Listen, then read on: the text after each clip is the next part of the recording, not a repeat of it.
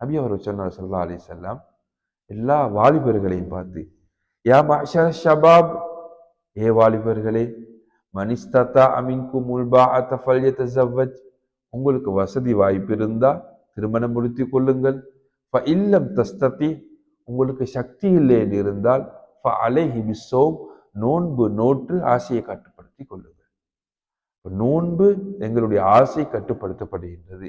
நஃப்ஸு நோன்பின் மூலமாக அடக்கப்படுகின்றன. ஷைத்தான் விலங்கிடப்பட்டிருக்கின்றான்.